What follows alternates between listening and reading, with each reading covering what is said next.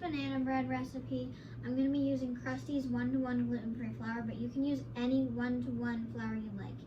This recipe is actually my very own recipe that I made with regular flour first for my family, and they love it so much, and they say it tastes just like the Starbucks one.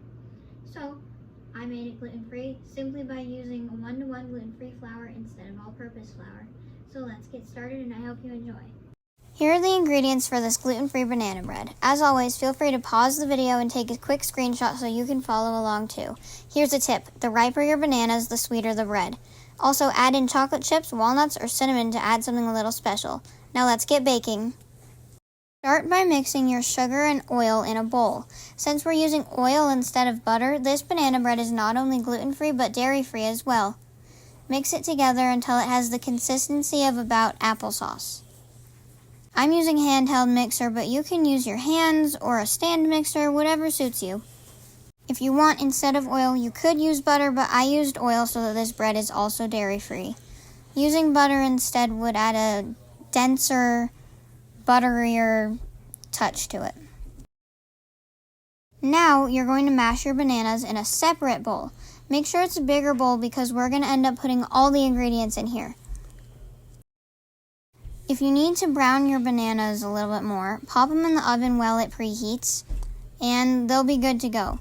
Remember, the browner they are, the sweeter they are, and they'll be easier to mash. Next, add your eggs into the mashed bananas and mix it all together.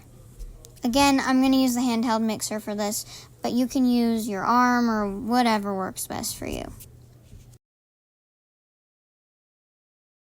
Now add your sugar and oil mixture to that and mix it again until well combined. Here's the 1-to-1 gluten-free flour I'm using. You can use whatever gluten-free 1-to-1 flour you like. I highly suggest Bob's Red Mill or Krusty's.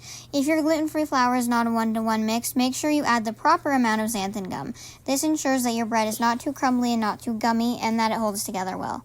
Add in your baking powder, baking soda, and salt. Mix your dry ingredients well. Now we're going to combine the wet and dry ingredients.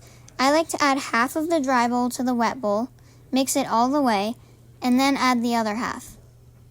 This just makes sure that it all gets well combined.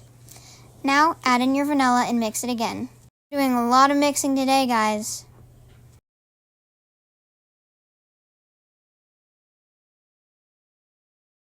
Here's my cute teal bread loaf pan. You're going to pour your batter into a greased bread loaf pan. Put it in the oven and bake it for 54 minutes.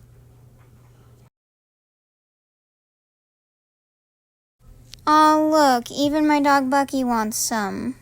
Here it is, all finished. Time to take it out and let it cool. If you don't want it to fall apart when you cut it, and if you have the patience, wait until it's fully cooled. If you want a nice warm piece of banana bread and you have no patience like me, girl, I get it. Dig into that thing immediately. This turned out so good. It tastes amazing. If you tried this recipe, let me know in the comments below. Don't forget to like, subscribe, and hit the notification bell for more gluten-free goodness. See you next time.